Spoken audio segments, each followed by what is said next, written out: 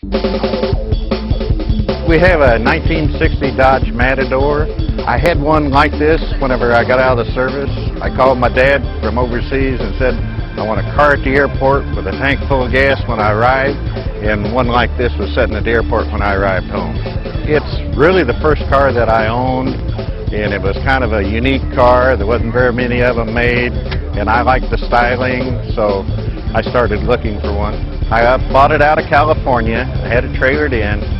There is 4 cars there, or pieces to 4 cars, and I physically did everything to the car that was done, including the paint, rebuilding the transmission, rebuilding the motor, everything, with the exception of some of the interior work I personally did. There were 7,000 Dodge Matadors made. Parts are almost non-existent.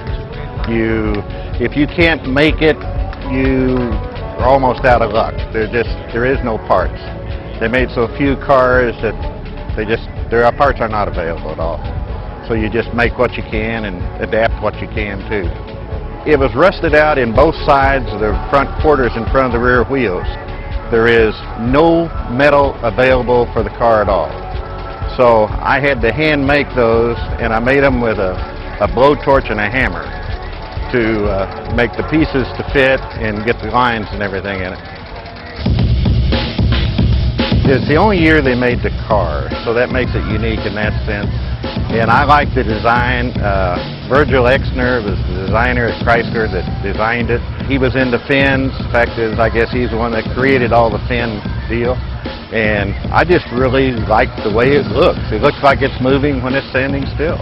I think the wire wheels make it look elegant. The fins make it look fast. When you open the door, it's a big door. You can get in the front and the back. The seat swivels out. It's automatic. It's the only year that they do that. It's just very nice to me. I mean, it looks very elegant and it looks very stylish, even by today's standards as far as I'm concerned. There isn't anything else like it on the road. The design of the interior is the way it was in there. Where the dark leather is used to be cloth. And it's set up now, when you open the door, it's automatic. The seat will swivel and pivot out, and they're 6-way power seats. So they go up and down and back and forth and everything electrically, and they're cable operated. There's a cable running from the door to the other side of the car and back. And then that's what triggers a mechanism in there. And you open the door, the seat swivels out.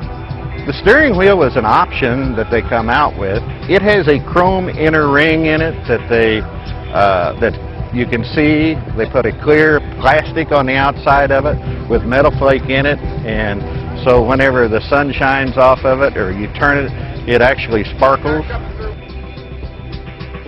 There's a 413 with what they call long cross rams. The engine makes torque that way. Their ad campaign was that it gives you passing speed. You can be going down the road and you can pass a car safely.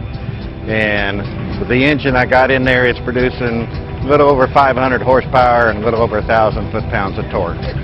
It really goes down the road. It wants to run about 80 or 90 someplace in there where it really seems to settle down and just eats up the road. The way I've got it figured, it ought to run at least 160 miles an hour. It has enough power and torque to get it there, even as heavy as the car is. I don't think there's another one here, and it's a very unique car. It's something that Chrysler is very proud of, and I'm proud of it too.